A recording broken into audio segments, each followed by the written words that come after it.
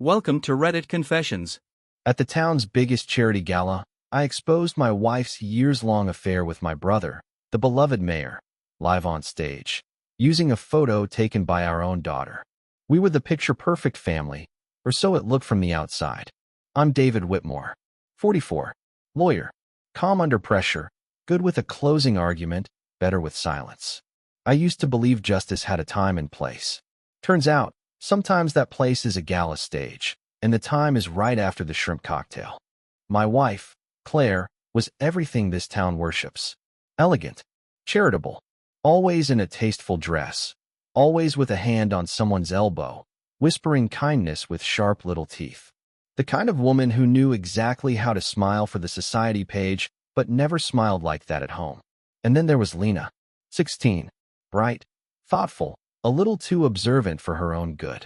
She loved photography, the real kind, film, lenses, grain. Said digital looked fake. That night, she brought her camera to the gala, just to test some shots backstage before the big program began. She didn't know. God, she didn't know. The photos auto-synced to our family cloud album. It's one of those little conveniences that makes modern life so easy, so fragile. Later that night, after we got home from the gala, I poured a glass of bourbon and pulled up the album on my laptop, just to see what Lena had captured. Maybe a few blurry shots of the crowd, maybe one of Claire looking resplendent in her silver gown.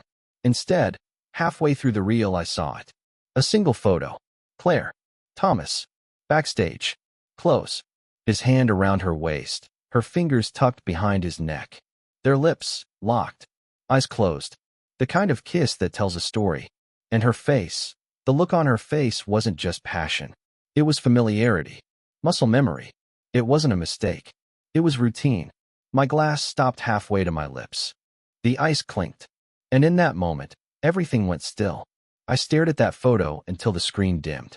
Claire Whitmore, the town's darling. Thomas Whitmore, the goddamn mayor. My brother. Our daughter had just taken the shot that would destroy everything. I clicked download. Then I opened the drawer to my desk, pulled out an old USB drive, and labeled it with a sticky note. For the press. I didn't sleep that night. Not because I was broken, because I was calculating. And in the morning, I would find out exactly where Lena had been standing when she took it. In this town, a fake smile is more powerful than a truth bomb. The gala sparkled like it always did. Old money dressed in borrowed diamonds. Politicians rubbing shoulders with pastors. Gossip disguised as compliments. The town hall ballroom glowed with soft lights and fake virtue. Everyone important was there. Everyone pretending. Claire stood at the center of it all, laughing too loudly at a joke Thomas told. The kind of laugh she used when she wanted to be noticed. Her gown clung to her like an alibi. Silver, backless, modest in the front, betrayal in the rear view. Thomas? He wore the smugness like cologne. Shook hands like he was blessing people. Kissed babies. Winked at the press. The mayor in full campaign mode. And me? I played my part. The loyal husband. The good brother. Smiling, shaking hands, nodding politely while my stomach coiled like wire. I watched them, not like a man scorned, but like a man collecting evidence. The band played jazz. The waiters floated by with champagne. Lena moved through the room, her camera slung over one shoulder, snapping candid shots like it was just another school project. She didn't know the weight her camera carried now. Didn't know that one shutter click had already cracked open the truth. I waited until she took a break by the punch bowl, sipping Sprite and scrolling through her phone. Hey, sweetheart, I said casually, stepping up beside her. Mind if I ask you something? She looked up, smiling. Yeah. I pulled out my phone, opened the photo, and turned the screen toward her. Where exactly did you take this photo? Her smile dropped. Not in fear, in confusion. That's backstage, she said. I was just messing around with lighting before everything started. I didn't even know I took that one. Is that? Her voice trailed off. She leaned in. Her face changed. That's Mom, she said slowly. And Uncle Tom? I nodded. Yep. She blinked. Why are they? Good question, I said, gently turning the phone away. You didn't see them like that in person? No, she said, shaking her head. I just pointed and clicked. Then I left to get crowd shots. I smiled, kissed her on the forehead, and said, Thanks, sweetheart. You've got a real eye. And then I walked away. Each step I took, I felt the heat rising in my chest. They'd been careless. Comfortable. Backstage, 15 minutes before the gala began, thinking no one was watching. But someone had been. And the photo wasn't the only thing I was going to show this town. The last time Thomas asked for something, he took my father's house.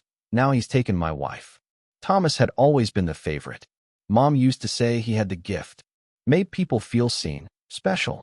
Could lie without blinking and charm without effort. When our father died, Thomas got the house. Not because he earned it. Because he asked. I got the watch. Some busted old Omega our dad barely wore. Thomas even joked, "Guess time's all you'll have now."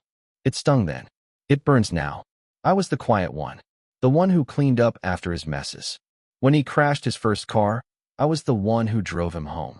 When he cheated on his first wife, I was the one who stood beside him at the divorce hearing. So when he put his hands on my wife, I guess it made sense to him. Thomas doesn't ask. He just takes. But this time, he took too much. That photo had teeth. It wasn't blurry. It wasn't vague. It was an indictment. And this town, for all its gossip and glitter, it still believed in sin. Especially when it came wrapped in a tuxedo and a campaign speech. I sat in my study the next day with a black mug of coffee and a calm kind of fury. Claire was upstairs, humming while she packed a gift basket for the church auction. Like nothing had happened. Like she wasn't already exposed. She didn't know I knew. Not yet. She would. I opened the drawer, pulled out the USB, the one with Lena's photo copied clean and crisp, and slid it into a small envelope.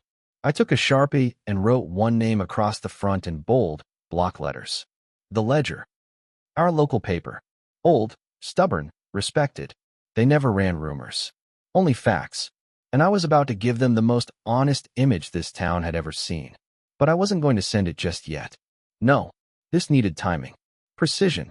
It had to be public. It had to sting. Thomas was giving a speech at the gala. His usual hope and heritage nonsense. He'd stand up in front of God and donors and pledge his love for the town. I'd stand beside the AV booth and press play. I just needed one thing first. Access. When you've planned enough depositions, ruining a life becomes second nature. The projector guy's name was Marcus. Fresh out of community college. Friendly, broke, and easily impressed. I found him outside the ballroom, smoking a cigarette behind the catering truck. He jumped a little when he saw me. "Mr. Whitmore, sir," he said, flicking the cigarette into a puddle like that made him clean. "Relax," I said. "Just need a favor." His shoulders settled. "Sure thing. Whatever you need." I held up a flash drive. "I've got a short video. Real simple. Just a few seconds long. It's a surprise for the mayor's speech. Can you run it right before he gives his toast?" He hesitated. Does the mayor know about it?" I smiled. "That's the surprise. It's from the family. Bit of a tribute. He'll love it." Marcus looked down at the USB. "It's just a clip? One photo. No sound. Just needed to show up behind him. He'll understand when he sees it." He turned the drive in his hand like it was heavier than it was. "You sure this isn't gonna, blow up in my face?" I patted him on the shoulder. "Only if you chicken out. But if you play it, you'll be part of history, son." He grinned nervously. "All right. You got it. What time?" "Just after the third speaker. The mayor takes the mic right after." Marcus nodded. "I'll have it cued." I walked away slowly, calm, careful, like a man checking the final bolt before demolition. Inside the ballroom, Claire floated through the crowd in her silver dress. She had that soft, southern smile on, the one that made people believe she loved them. She was already holding a champagne flute, already pretending we hadn't made love in weeks, already pretending she wasn't kissing my brother behind velvet curtains. I watched her from across the room, from beside the floral arch where they'd later take gala photos. She laughed too hard at some banker's joke. Touched her necklace like it was a nervous tick. It wasn't. She always touched that necklace after lying. I'd counted the pattern for years. Like Morse code in diamonds. I knew her tells better than she did. She caught me watching and smiled. I smiled back. Because the show was about to start. And she didn't know she was the star. She still sends him notes, handwritten, like we live in the 1800s. I wasn't snooping. I was looking for a damn meat thermometer. Claire kept the kitchen organized like a museum.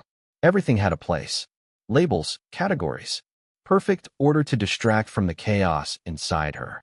I opened the third drawer and found a stack of cookbooks. Glossy covers. Barely used. She wasn't much of a cook. She liked to plan meals. Buy the tools. Never actually use them. The thermometer wasn't there. But something else was. Tucked between 2 pages of a French pastry book, which Claire couldn't pronounce, much less bake from, was a folded piece of cream-colored paper. Heavy stock. Her handwriting. I recognized the loops in the R's immediately. She always wrote notes like it was romantic. Like we were in a war and she was mailing letters across enemy lines. I unfolded it slowly. It wasn't addressed to me. Thomas. I keep dreaming about the cabin. The sound the screen door makes when it slams.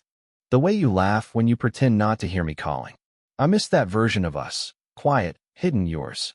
I wish I could stay in that dream a little longer before waking up to all this. I'll find an excuse to see you next week. Be patient. You always are. Yours always. See. My hand trembled. Not with rage. With clarity. This wasn't a fling.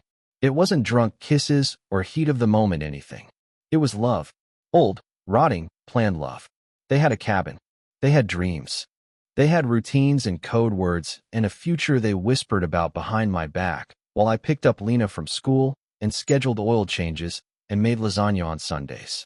I read the letter twice. Memorized every word. Then I walked to the sink. Lit a match. Held the corner of the letter to the flame. Watched the lies curl and blacken. Let the ashes fall into the drain like dead leaves. And as the smoke climbed into the kitchen air, I realized something. They thought they were clever. They forgot I built a career on cross-examinations. The night before I ruined her life, I made her favorite lasagna. It was a Whitmore family tradition, Sunday lasagna, garlic bread, salad no one touched. Claire set the table while I drained the pasta. She was humming something low and sweet. Something she probably hummed at the cabin. Probably hummed while Thomas kissed her neck and called it love. Lena was at the island, texting one of her friends, legs curled under her like she always did. Innocent. Unknowing. The accidental match that lit the fuse.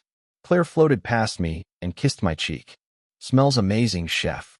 I smiled. So did she. God, she was good at pretending. Over dinner, we talked about school, the gala, the speech Thomas would give. Lena wanted to know if there'd be dancing this year. Claire promised her the mayor had arranged a full jazz quartet. I poured wine and let them talk. Let them live. Because it was the last night Claire Whitmore would sit at my table as a beloved wife. She didn't know that the toast was already written. She didn't know the projector was ready. She didn't know Lena's photo, her innocent, unframed truth, was about to become the headline that gutted a town. And I just wanted to enjoy the quiet before the storm. Later, after Lena went to bed, Claire was rinsing plates when her phone lit up on the counter. I didn't mean to look. It just buzzed. Thomas, can't wait to toast you tomorrow night. I stared at it. No name. Just the initial T on the screen with a little heart next to it. She didn't even bother to delete it. She was that confident. She dried her hands and picked up the phone. Smiled at the screen. She didn't know I was watching her in the reflection of the kitchen window. Didn't know I saw her smirk. And in that moment, not the kiss, not the letter, not even the lie, that moment sealed her fate. That smug little smile. That's when I knew. It wasn't just betrayal. It was pride. The mayor's toast is the crown jewel of the gala. Too bad he'll choke on it. The ballroom glowed. Crystal chandeliers. Velvet chairs. Linen napkins folded like swans and saints. Everyone was there. The old money, the wannabe politicians, the local press with their quiet notebooks. Even Pastor Reed, who always opened the event with a prayer about grace and ended it with a firm handshake and subtle judgment. Claire was radiant. Silver again, always silver. She floated between tables, hugging women she hated and kissing cheeks she gossiped about. I watched her fix her hair in every reflective surface. Practicing. Rehearsing. She didn't know this was opening night of her final performance. Thomas took the stage to applause so loud it made the champagne glasses shiver. He looked every inch the Southern prince. Sharp tucks, perfect hair, fake humility. He raised his hands. Thank you. Thank y'all. It's an honor to serve this town. And tonight, We gather not just to raise money, but to raise hope. The crowd murmured their approval. Laughter. Agreement. He went on about tradition, family, roots. Claire beamed. That's when I stepped up to the AV booth. Marcus, the projector tech, looked nervous. You sure? I nodded. Play it right before he finishes.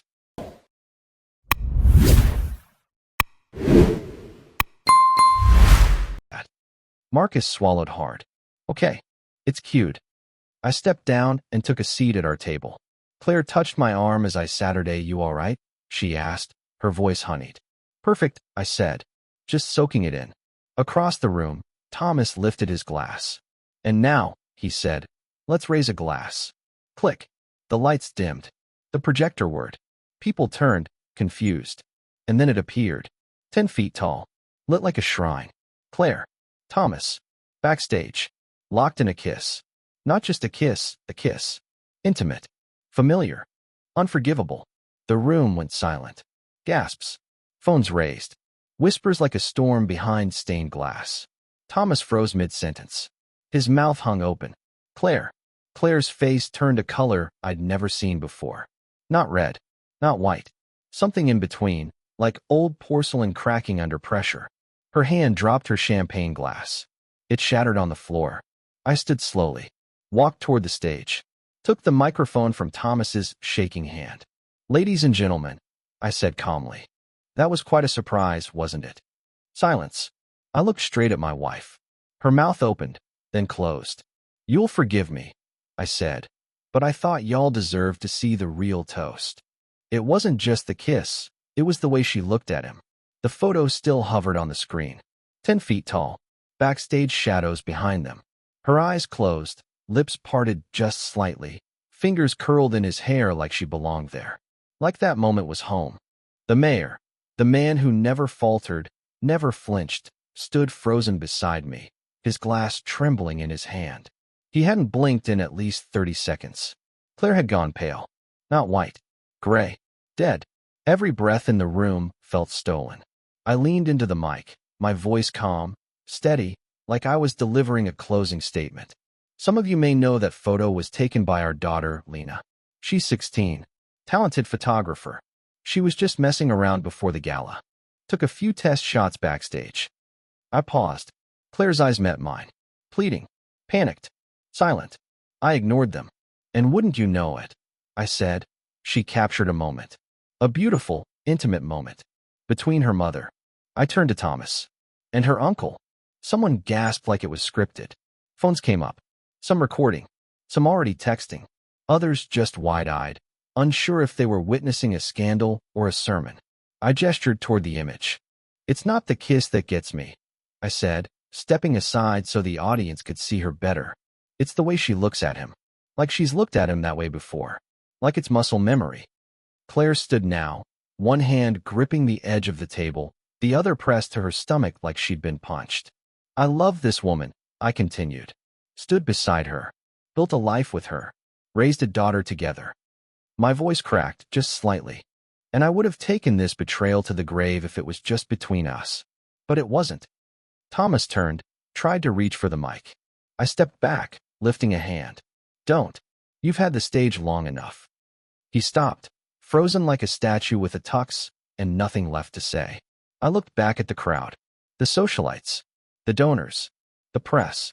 Now, I said, before we go any further, and I assure you, we will, I just want to thank y'all.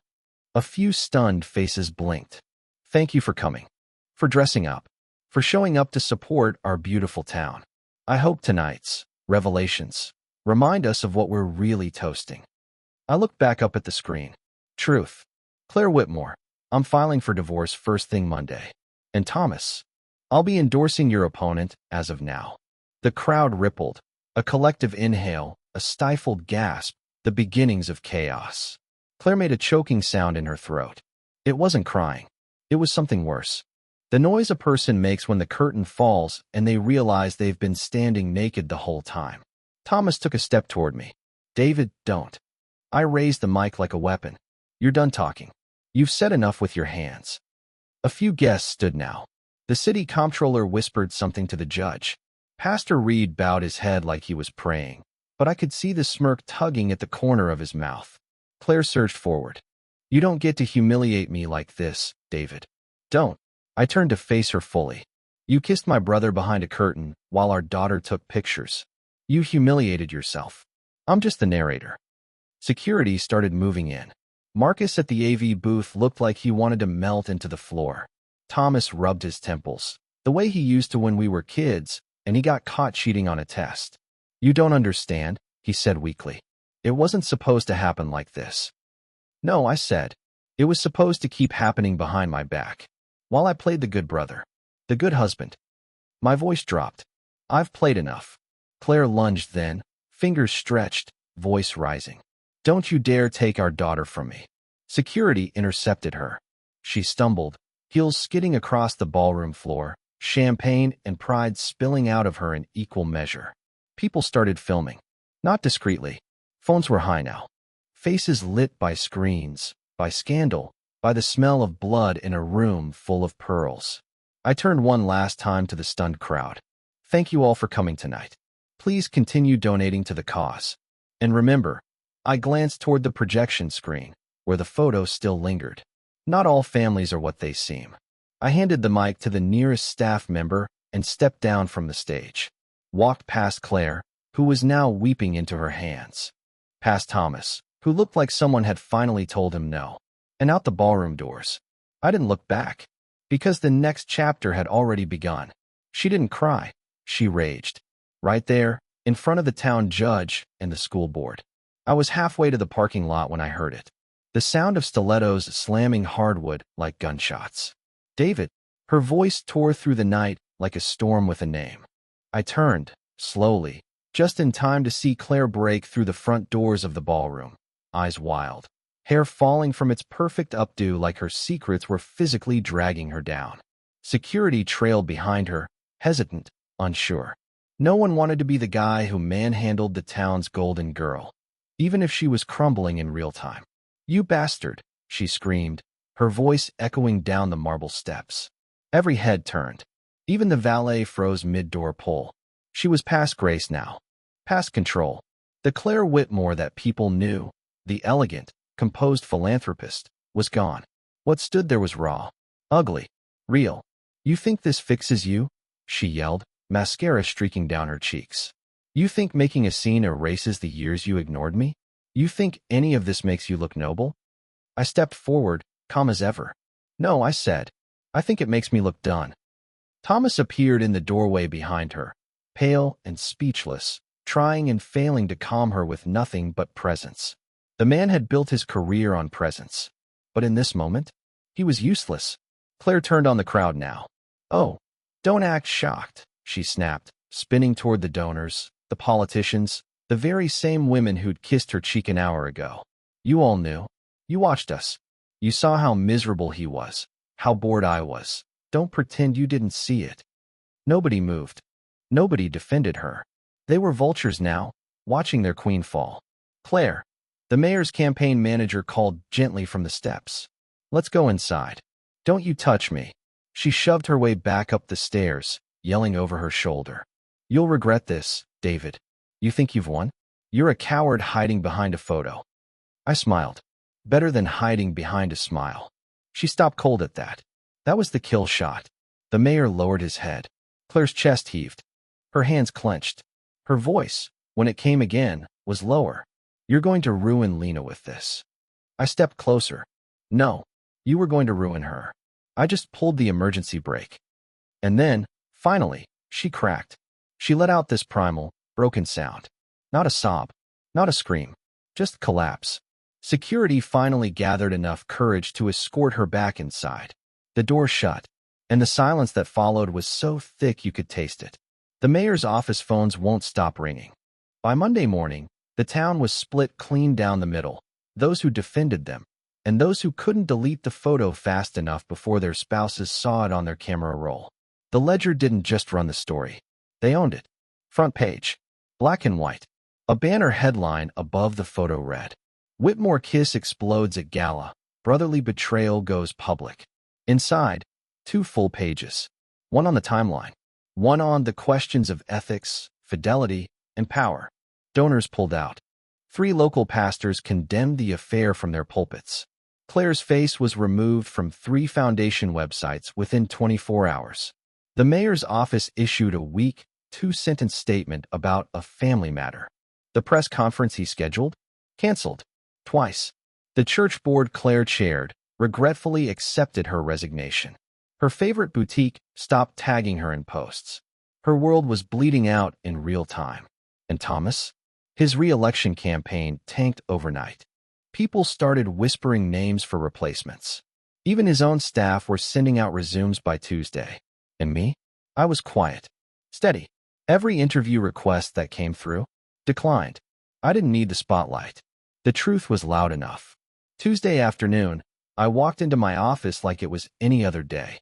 My assistant gave me that look, the one people give when they don't know whether to congratulate you or offer therapy. She handed me a bouquet. 12 red roses. Small card tucked inside. I pulled it open. 3 words. Well played. T. I stared at the signature. Cold. Cursive. Like he thought this was a chess match instead of the slow-motion implosion of our bloodline. I put the card down. Pulled out my phone. Sent a single text. I'm not done yet. Thomas always thought he could buy loyalty. He never understood blood loyalty. He finally showed up at my office. Gray suit. Tie askew. Eyes like someone who hadn't slept in 3 days. He looked less like a mayor and more like a man who'd just realized the kingdom he built was on sand. I didn't stand when he entered. Didn't offer him coffee. Didn't pretend this was anything more than what it was. A reckoning. David, he said, voice low, I need 5 minutes. I gestured to the chair across from my desk. He didn't sit. I want to talk about the endorsement. I leaned back. You want me to walk it back? I want us to talk, he said. We're brothers. I almost laughed. Thomas, I said, folding my hands. You slept with my wife. You've been doing it for years. Don't open your mouth and expect the word brother to mean anything in this room. He dropped into the chair finally, rubbing his eyes. Look, I messed up. We both know that. But if this scandal keeps bleeding out, it won't just hurt me. It'll hurt the family name. Lena. Claire. You. I stared at him. You think this is about optics? He nodded. Everything is optics. I let the silence hang. Then I opened my drawer, pulled out a thin manila folder, and dropped it in front of him. Inside, screenshots, emails, a printed copy of the love note Claire wrote, a timeline of their meetings, tracked against public events. His jaw tightened as he flipped through it. You kept all this? He asked. No, Thomas. I collected it. There's a difference. He slammed the folder shut. Just tell me what you want. There it was. The heart of it. He thought he could buy me. With position, with power, with that desperate look in his eyes. So I leaned forward. I want you to lose. His mouth opened, but nothing came out. I want you humiliated. I want your smug press photos taken down from every government building. I want you to know what it feels like to be erased. He stood, furious. You're going to regret this, David. No, I said, rising to meet his eyes. You are. He turned to leave, but I stopped him at the door. Oh, and Thomas? He paused. I smiled just a little. I'm endorsing Bill Mercer. He's announcing tomorrow. Young, clean, boring. Everything this town wants now that you've dragged it through the mud. His shoulders slumped, just slightly. He walked out without another word. Claire sues for defamation. She forgets I'm the better lawyer. The envelope arrived on a Thursday. Thick, white, personalized with a boutique firm's letterhead out of Charleston. The kind of firm that bills by the hour and speaks only in vague threats. Claire was suing me. Defamation of character. Emotional distress. Public sabotage. I smiled before I even opened it. She wasn't trying to win in court. She was trying to claw back control. She'd lost the town, the board seats, the fundraisers. Even her Instagram comments had turned on her. And now she wanted to play victim. The scorned wife. Publicly humiliated by a husband with a vengeance problem. What she didn't understand. I don't play defense. I called my attorney. Janice Granger. A velvet-voiced hurricane in 4-inch heels. She really wants to go to court? Janice said, flipping through the paperwork. Over a photo she posed for? She thinks I'll settle, I said. Thinks I'll be afraid of dragging Lena into it. Janice smirked. She forgets you've been building a case longer than you've been planning revenge. We countersued within 48 hours. Not just for defamation. For public misconduct. Conspiracy to defraud. Willful endangerment of a minor. I attached every note, every text, every late-night rendezvous tracked on her calendar, most of which overlapped with Lena's school events she skipped. Claire's attorney called for a settlement meeting. Janice showed up in red lipstick and war paint. Claire didn't say a word for the first half hour, just stared at the table while her lawyer tried to negotiate. Mrs. Whitmore would prefer to avoid a trial. For the child's sake. Janice didn't blink. Then Mrs. Whitmore should have thought of the child before she used her as a prop in a lie. Her lawyer fumbled. Tried again. Claire is willing to agree to joint custody, no alimony, and a gag order. If Mr. Whitmore drops the defamation countersuit. I finally spoke. No deal. Claire looked up then, sharp, angry. You're really going to drag our daughter through a court battle just to prove a point? I leaned forward. I'm going to protect our daughter from the version of you that thought this was love. Her lawyer looked at her. Claire, maybe we should consider. I want full custody, I said. You walk away. No spousal support. No access to the estate. You can keep the jewelry you didn't pawn. And in return, I don't subpoena every person you ever touched behind my back. Silence. Then Claire whispered something to her lawyer. He sighed. We'll take the deal. The man who no one thought could win takes the stage. Thanks to me. 3 weeks later, the podium was the same, mahogany, polished, the town seal glinting under the stage lights. But the man behind it? Not Thomas. Bill Mercer stood tall, young, freshly pressed. The kind of candidate who used to get overlooked in favor of flashier names. Safe. Humble. Clean. He cleared his throat. I want to thank the people of Whitmore for believing in transparency, for demanding better, and for not letting history blind them to the truth. Applause. Real applause. Not the kind bought with donor checks. Thomas had stepped down for personal reasons. Never admitted fault. Never apologized. Just faded like a shadow under better lighting. Claire wasn't there. Rumor was she'd left town. Charleston maybe. Or Atlanta. Somewhere she could pretend none of this had ever happened. Somewhere she could try to be someone else again. Lena was with me that night. Camera slung over her shoulder. Her hair pulled into that messy bun she always wore when she was focused. She wasn't smiling. But she wasn't hiding either. After the speech, I leaned over to Mercer during the reception. You did well, I said. He grinned. You made it possible. I nodded, sipping my drink. Now let's talk rezoning. That old factory lot? I have plans. He raised an eyebrow. Business plans? Legacy plans. He held out his hand. I shook it. Thomas may have been the mayor this town thought it needed, but I was the man who removed him. And that power? That felt better than any election. One last photo, framed in my office. A reminder of how truth, timing, and patience can ruin giants. I didn't look at it often, but when I did, it still hit like the first time. Claire, kissing Thomas, eyes closed, lost in a moment they thought was theirs alone. Backstage. Secret. Safe. Caught by the very daughter they lied to. The frame sat on a shelf above my desk. Not for vengeance. Not for pride. For memory. For truth. The day after Mercer's inauguration, I took it down. Gently. Like closing a chapter. I wrapped it in linen, stored it in the back of the cabinet with old case files and Lena's third-grade science fair ribbon. Some trophies don't need to be displayed. Outside my office window, fall was creeping in. Leaves turning copper. The town looked quiet again. Peaceful. Like a place that hadn't just watched its most perfect family implode in front of news cameras and monogrammed centerpieces. Lena walked in, holding a roll of new film. Thought we could scan these later? She asked. I nodded, looking forward to it. She paused. Did I ruin everything? I stood, crossed the room, and pulled her into a hug. No, sweetheart. You revealed everything. That's different. She held on tight. And for the first time since the gala, I felt the last of the weight lift.